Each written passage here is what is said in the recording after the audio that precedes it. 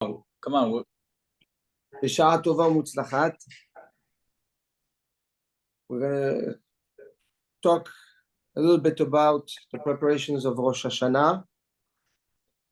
And I would like to focus on an important addition to the Shmona Esrei, to the Amidah. The first addition that we're going to be saying in the Amidah is Zochreinu Lechaim. Melech Hafetz B'chaim, Kotvenu B'sefer Chaim, Lema'anach Elokim Chaim. Remember us for life. Lechaim, not Lachaim, Khalila, Lechaim. Melech, King, Chafetz B'chaim, who wants to grant life. Kotvenu B'sefer Chaim, write us in the books of life. Lema'ancha, for you, so that we can serve you. Elokim Chaim, the God of life. So, the Shla HaKadosh brings a remark. He says, it's written 4 times in that edition, the word Chaim. Zochreinu lechaim, Melech Hafetz B'chaim, Kotvenu B'sefer Chaim, Lema'anach Elokim Chaim. 4 times. He says man faces 4 types of dangers that can Khalila interfere with his life or lifestyle. Number 1, Avera. A person makes an Avera. The Avera can trigger a shift in the life of the person, or Khalila can even cause death, right? The second, in Khalila, the day that the person has to go based on the program of Hashem arrived. So the Avera can lead to death, or another reason why a person can leave this world is because he arrived, to his destination, to the end of time, of his time. The third one, people. Ayin hara can kill, Lashon hara can kill, jealousy can kill, idiocy can kill, careless individuals can kill. It's a third reason that can interfere with someone's life. The fourth one, if he is part of a group of Reshaim, and Hashem decides in a geolocalization that these people need to go, because they're like we saw with Sodom v'Amorah, or Lo Aleinu, for example, there's a Magefa. HaKadosh Baruch Hu brings a Magefa, brings a plague, right? Even if he's not a bad guy, if he's not supposed to die, but when the Gezerah hits, it hits on a community. Khalila, the person can go, or that's the social reason, or the other reason can be that the kahal that he lives amongst with is so bad that Hashem takes a kapara, he takes a tzaddik, right? A tzaddik nistar. He said that's how instead of wiping out now hundreds or thousands of people, I'm going to take the tzaddik, and that will be the kapara. Bikrovai ekadesh, right? That yes. Yes. Okay. So these are the four reasons. Yes. What's the difference between the first and second? The first is Avera that can lead to death, and the second is No, if a person comes to this world, he has a clock, right? From somebody's X amount of years. The day comes. Okay. The day comes. Okay. It's The time. the time. So we have the number one is due to the person's actions. The second one, timing is off. The end, right? They're saying this the thing that I don't know. The end. Number two. Number three. A third person, a person that tries, like, right? It's your relationship, right? That leads to something bad. And the fourth is your social responsibility. Good? Actions, time, relationship, and geographic location. Where are you? In which I don't community? understand number three. Sorry? I don't understand Your time expired. No, that No, was that's number two. Number three is that you have a dispute with someone. The guy takes a gun, he shoots you. He shoots the person. Or you're in the car with a chamor, and the guy wants to be cool, and he drives the car at crazy speed, crashes the car. All types of Collateral damage. Collateral damage, but due to a relationship with someone. Okay, so you have what? No, but ultimately, Hashem would only allow that to happen if it's justified, right? So isn't that No. If you put yourself, if you now go with someone and he says, you know what, let's run in the street. Yes, it's your choice to go and run across the street and run. So you put yourself in a dangerous situation. That's right. But it's not from your actions, but from the person that interacts with you. Says the Shla Kadosh.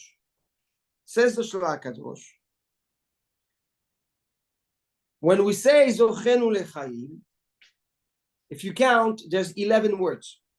Okay? There's 11 words.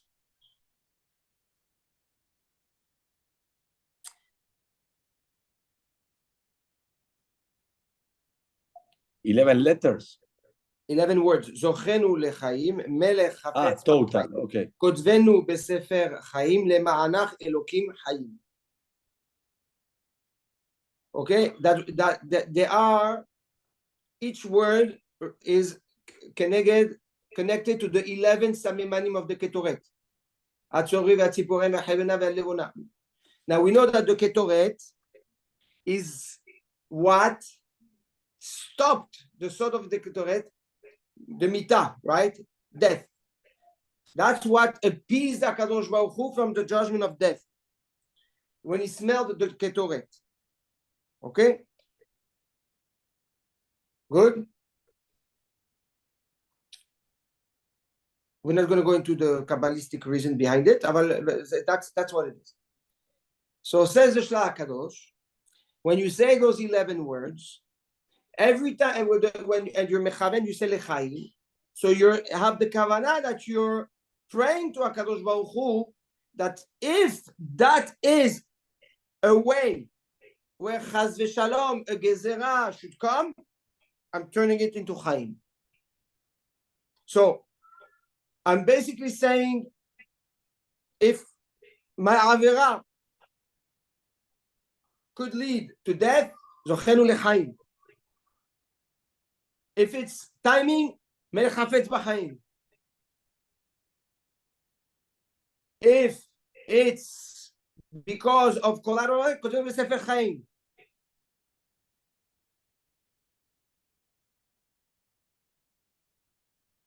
If it's because of geolocalization of the community, Lema'anach Elokim Chaim. Good? So we're basically calling HaKadosh Baruch Hu and telling him whatever technical reason you have to bring a gezerah of death, I'm imploring Chaim. I'm turning it into Chaim. So if there's no, if those four reasons are covered but with Chaim, then there's no room for death anymore.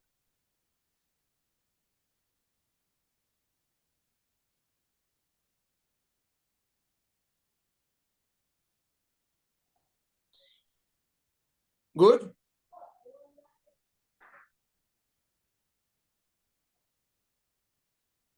Now here's the Hidush.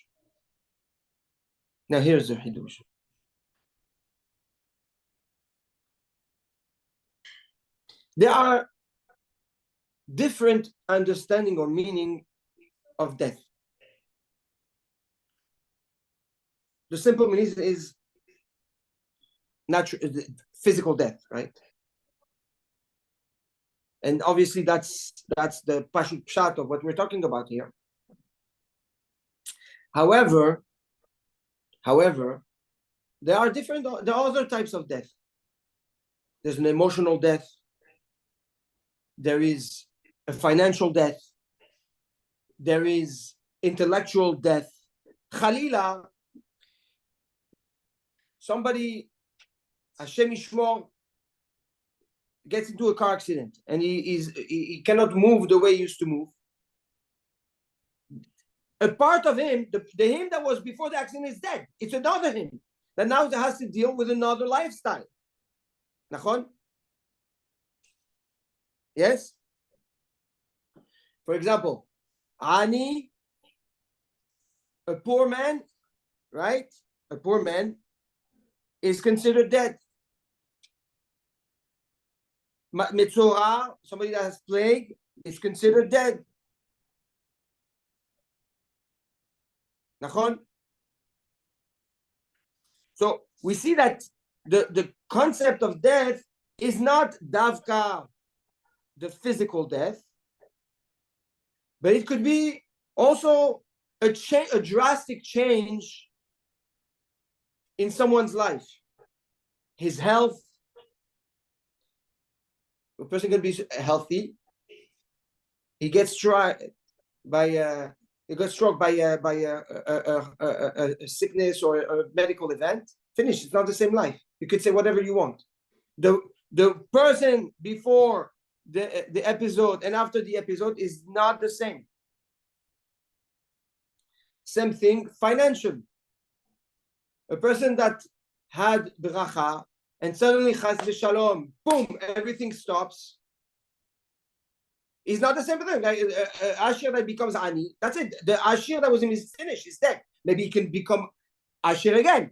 But as the Ani, he's dead.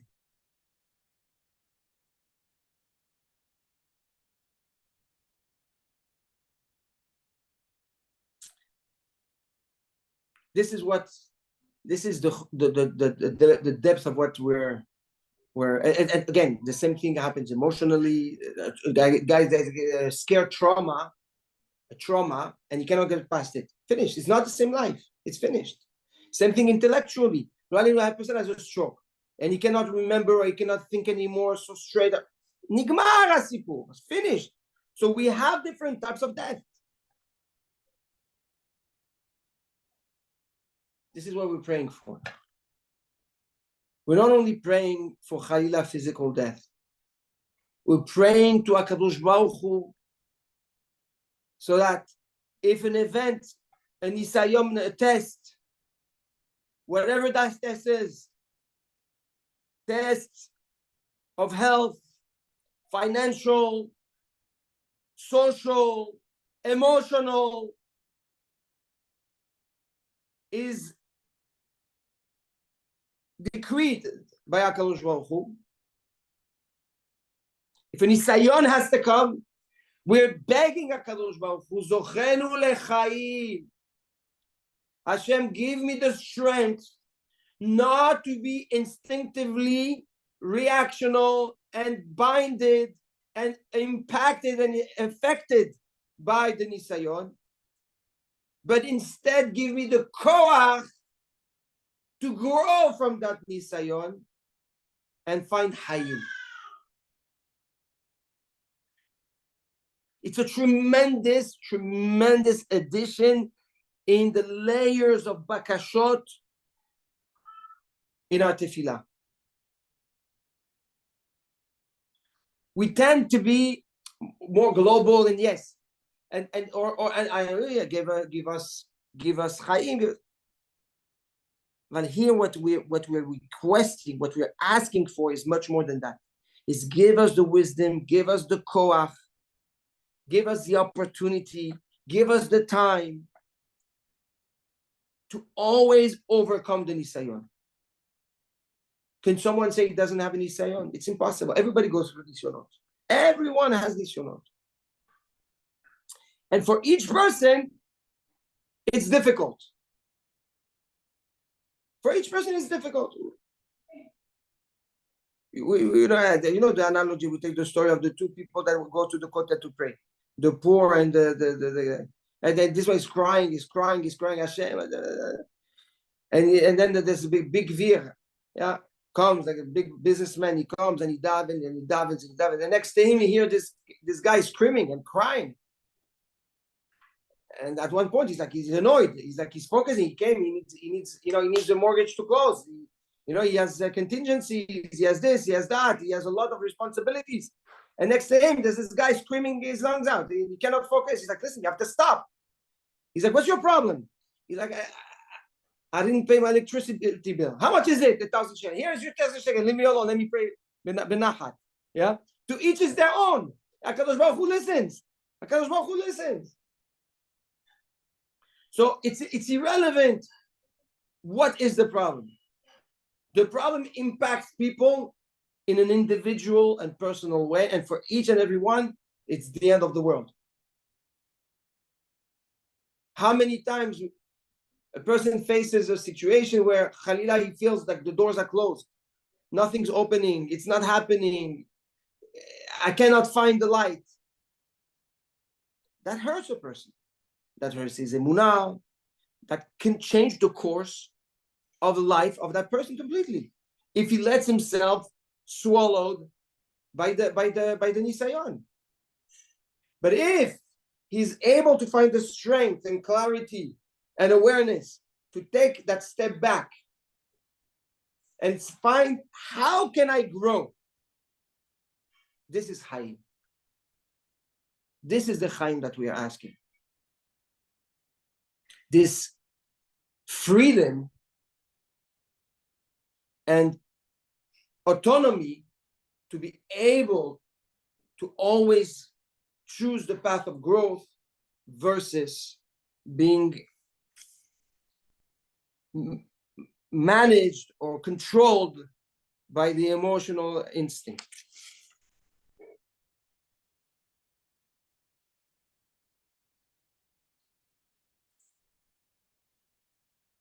That's Zochreinu Lechaim.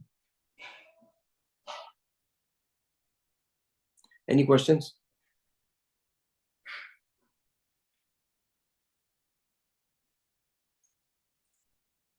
Okay. This year, now we're going to talk about something very particular this year.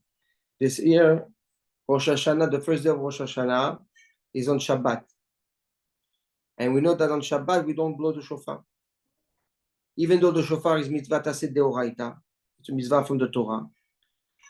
Chachamim said, no, but we refrain ourselves from blowing the shofar. Why? Because we're scared that people will take the shofar outside and will enver hotza'ah. So some may say, how can you let go of a mitzvah deoraita from the Torah and you follow mitzvah derabanan? Hotza'ah is derabanan.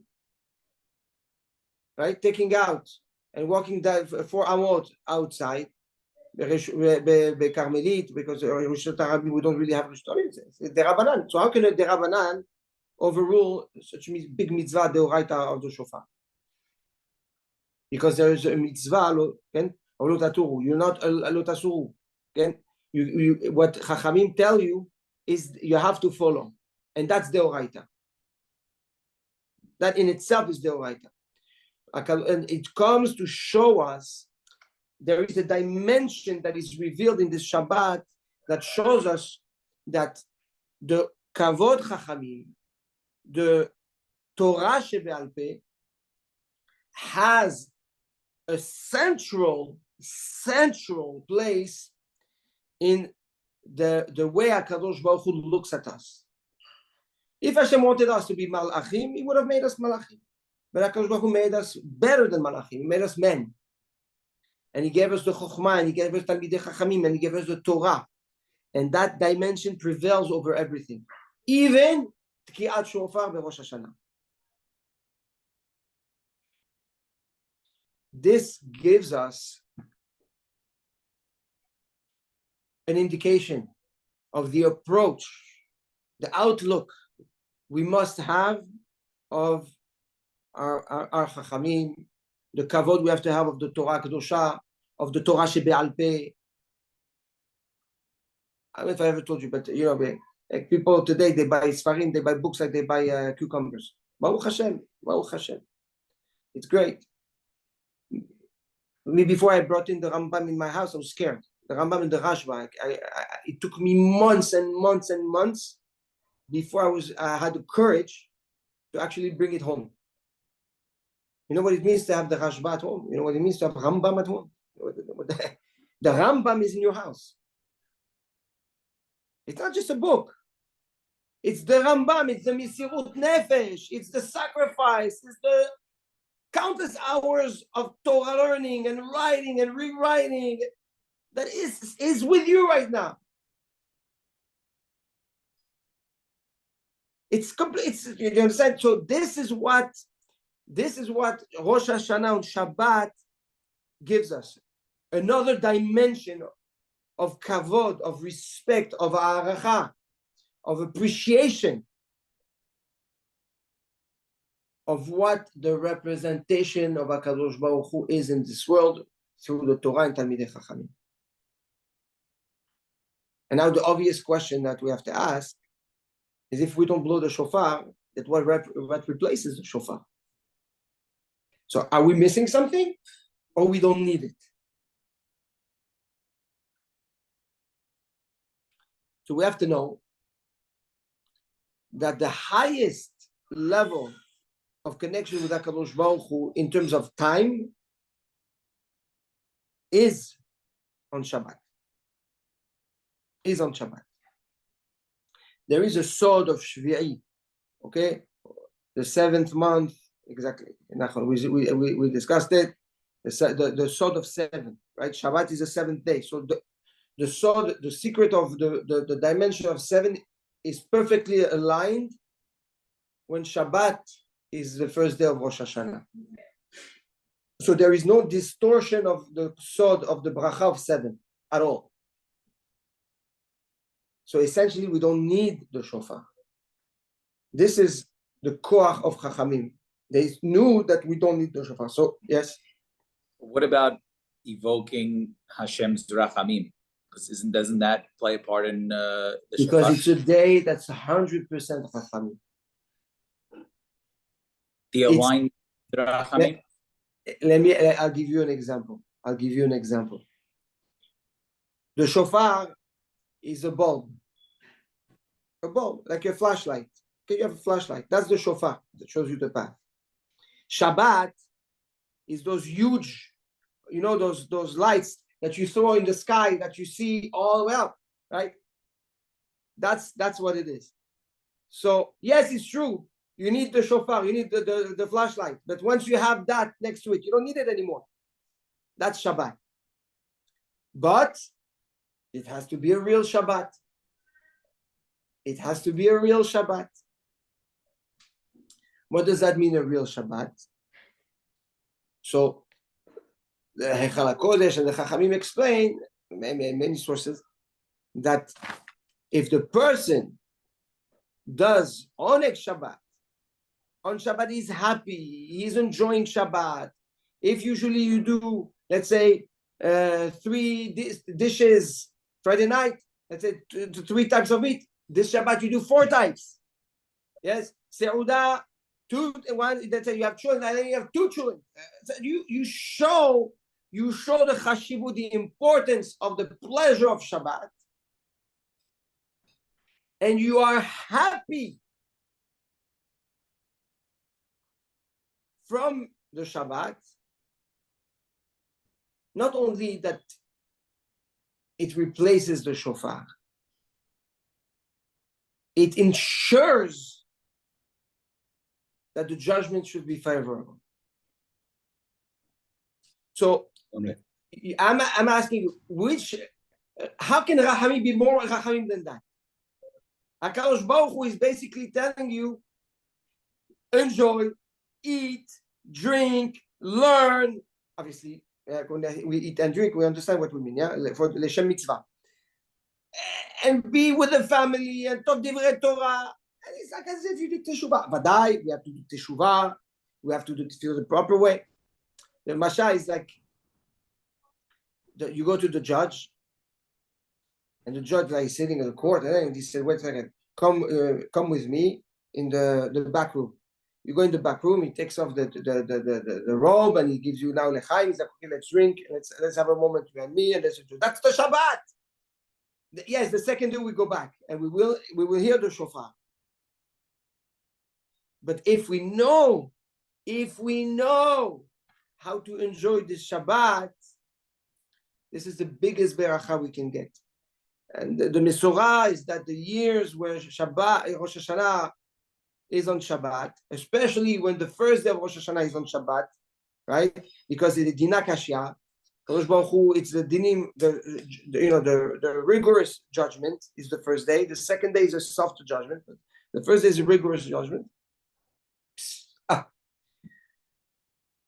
Kadosh Baruch Hu gives us a year that is as good and as pleasant as the Shabbat that you will have. That's the Mesorah. So the more joyful, the more uplifting, the more learning, the more enriching your Shabbat is, and that's how your year will be.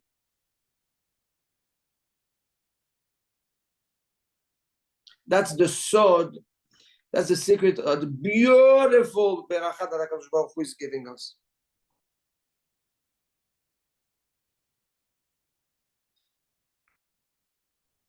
Rab, in some sense, it's putting Shabbat over Rosh Hashanah. Baruch, 100%, for sure. Really? So yeah, really. It's like we have each 7 days we have a day that's more important than Rosh Hashanah. Absolutely. Wow. Absolutely. We have to make sure to do the 3 seudot. We have to make seudah shlishit with bread, the proper way. It's a Shabbat that you have to be ready. Listen, where do you go to court to have lunch, fun, learn, drink, and you win?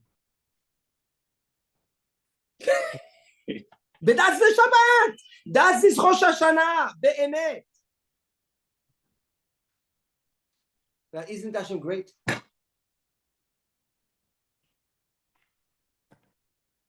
So we cannot disregard the preparations of this Shabbat. This is why we have to make sure that already, and now obviously we know that this Shabbat, tonight is the last Shabbat of the year. We know that Chachamim say the last Shabbat of the year, you can do the tikkun of all the Shabbatot, of the entire, the mamash, you can mitaken the entire, also the Vadai, this Shabbat is extremely important, as important as next Shabbat, for a different reason. And what's the beauty of the Shabbat is that the Shabbat, it covers the 3 days before and influence and prepares the 3 days after. So it's like, it's multidimensional because it's going to affect and impact our past and our future also. Because we know the Shabbat is Wednesday, Thursday, Friday, the preparations of Shabbat, and it goes on Sunday, Monday, Tuesday. Shosha she'avar min haba'a shelosha, 3 before and 3 after. And it's like the menorah. The Shabbat is the centerpiece of the menorah. 3 and 3. That's the sod of the Shabbat. So we need to make sure to be ready, not only this Shabbat, Be'ezrat Hashem, but next Shabbat also.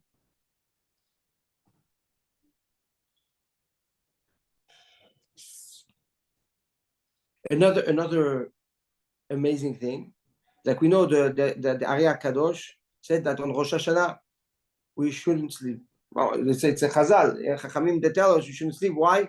That whoever sleeps on Shabbat is Mazal sleeps. Okay. Al Pi Ari, this does not apply on Shabbat. On Shabbat you're allowed to rest because it's Oneg Shabbat. It's Oneg Shabbat. Obviously, when you understand how valuable and precious the Shabbat is, I don't know if you want to sleep. You know, you want to take advantage of as much as you can of the time. But it shows you the abundance of Chesed and Rachamim from HaKadosh Baruch Hu. Tzaddik shelanu. Haim Tzaddik. Now, I want to bring another little pearl that applies all year long, also in the Amidah, but is important to focus, especially on Rosh Hashanah. So we know it's Yom Adin, right? We know it's Yom Adin. We know that we implore HaKadosh Baruch Hu to stand from the throne of justice and sit on the throne of mercy. In the Amidah, the first three berachot are broken down into Chesed, Gevura, and Tiferet. Chesed is Magen Avraham, Gevura, Ata Gibor, Mechaya Metim, and Tiferet, Ata Kadosh. Okay? It's Neged Avraham, Yitzhak, and Yaakov. Now, we always ask this question. If you look at Ata Gibor, the bracha is Mechaya Metim. Somech Noflim, Rofeh Cholim, Pokeh Hevrim, Matir Asurim. How is that Gibor? You're solving the problem of all the problems. You have problems, you're solving them. Mechaya Metim, Rav Leoshia. You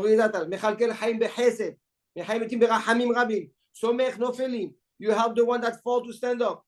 You cure the sick. You bring out the one that are in prison.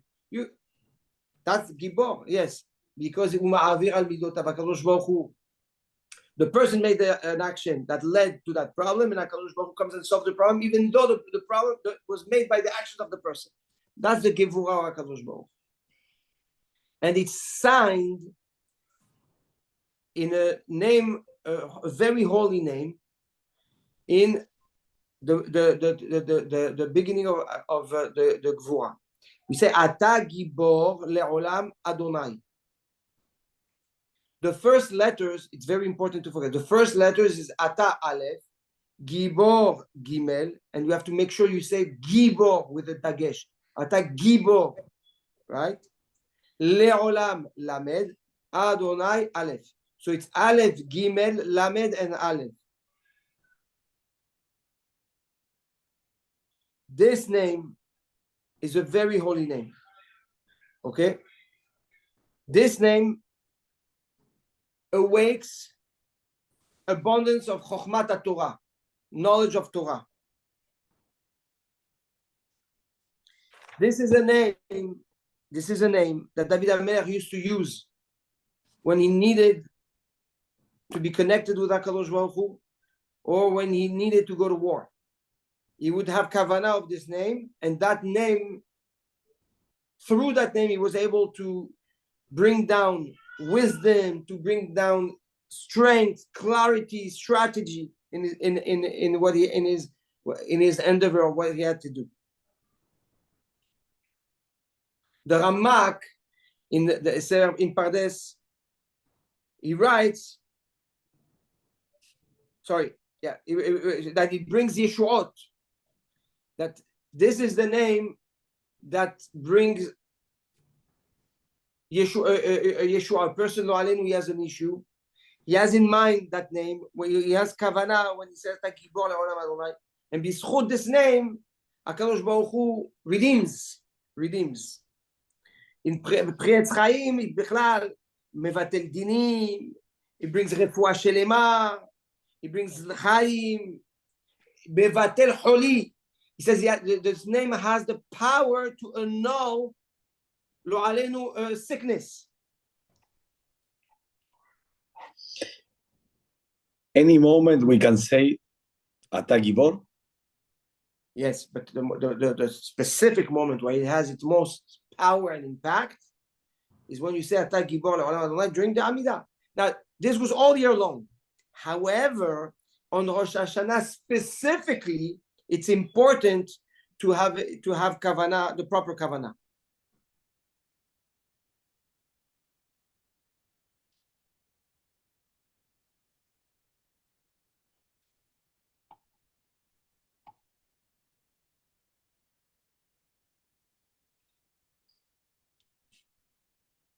Good. Spectacular. And the last little nekuda, we add also the second addition that we have. Michamocha av harachaman zocher yitzurav berachamim lechaim. Right. Mikamocha, who is like you? It's in the Gevurah, right? In the Gevurah, who is like you? Av harachaman, my father, my merciful father. Zocher yitzurav, who remembers his creation. Berachamim, with mercy. Lechaim, for life. So let's count. Mi chamocha av harachaman zocher yetzurav berachamim lechaim. 8 words. Right? So Zochreinu we had 11. Here now we have 8. Very important. 8 represents the Shemona Yemei Milah, the 8th day of the Brit Milah of Yitzchak Avinu, which was one of the Nisyonot of Avraham Avinu, right? To mal himself, and it awakes. It's a pact, and we know the power of the Brit Milah in the eyes of HaKadosh Baruch Hu, right? It reminds what? It reminds the importance of Kedusha, of Tahara, of holiness, of purity, self-control, dedication, identity. So when we say those words, we're awaking the Mesirut Nefesh of Avraham Avinu and of Yitzhak b'Yimei HaMilah. Baruch Hashem, we know that not too long ago with the Milah. The power of the Milah cleans a person. It's like the person went into Mikveh Tahara. He's completely pure from his Averot, right? And that's also Chachmei Asot teach us. It also it represents the 8 begadim of the Kohen Gadol, right? The Kohen Gadol wears 8 begadim. He wears 4 white, the choshen, the ephod, the tzitz, right? So that also the Kohen. What is the Kohen Gadol coming to do when he wears those 8 clothing? He's coming to serve inside the Kodesh HaKodashim to have HaKadosh Baruch Hu forgive Am Yisrael from all the averot, from all the avonot, right? So we're connecting, when we say these words, we're connecting to the power of the Brit Milah, which is the 80 days, and also to the power of the Kohen Gadol on Yom Kippur. And this brings down Tahara and Kedusha.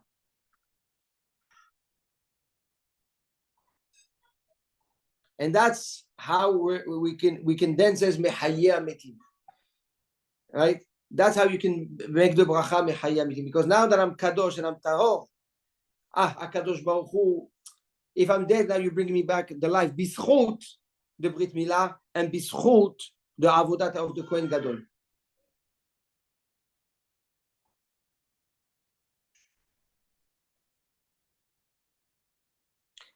Huh?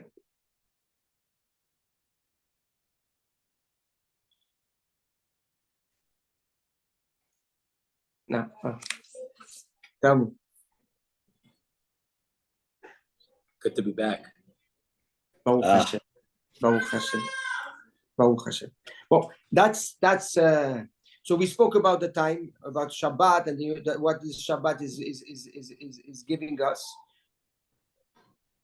and the technical kavanot that gives us perspective of how to start the Amidah, which is essentially the focal point of the avodah of Rosh HaShana, at least on Yom HaShabbat, on Shabbat Kodesh.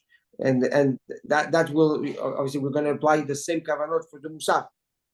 Right? Be'ezrat Hashem. Tov. B'siyata d'shmaya. Yes. One question. Once you said that in Chol HaMoed, it's very important not to work because it's very lots of kedusha in those days. The days before Rosh Hashanah, usually I used to work, and one day before you start like slowing down. But really, it's not a good idea. One should stop working in the 4 days before. Okay, so there's 4 days. The Maharil brings it that Chasadim, Yereim, Chasidim, they stop working. Meaning that it's not a Shabbat, but they slow down completely. They slow down. They slow down. They start to study. Yes, they start fasting. 4 days before Rosh Hashanah, they start fasting. Now, a tip: Inyan gadol meod to fast erev Rosh Hashanah. The day before Rosh Hashanah, try to fast. Half a day or full day? What you can. What you can, okay. What you can. This it will be on Friday. Yeah. Okay. And in the 10 days between Rosh Hashanah and Kippur, what is the best to do? Not to work? No. It's a different avodah. It's a different type of avodah. Nowhere it says that you should not work. No, should not at all like Shabbat. But focus, but listen, the Aseret Yemei Teshuvah, you're doing a tikkun every day of one sfira. One day, every day, and you're male, when we're going to talk about the seder of how we're elevating every day the Shekhinah. We're taking the Shekhinah from Rosh Hashanah, okay? First day Malchut, second day Yesod, third day Hod, fourth day Netzach, fifth day Tiferet, sixth day Gvura, seventh day Chesed, eighth day Binah, ninth day Chokhmah, 10th day Yom Kippur, Keter. That's why the Keter, we enter with HaKadosh Baruch Hu. When you're with HaKadosh Baruch Hu, there's no Achila, there's no Shkia, there's nothing. And that's the power of Yom Kippurim. You're within, he's taking the crown and he's putting it on your head. And that's the power of Yom Kippur. But we'll discuss it Be'ezrat Hashem in more details. Sunday. Indeed. Be'ezrat Hashem Yeshuato. What time? Anytime you want. What time Sunday? Let's set it from now.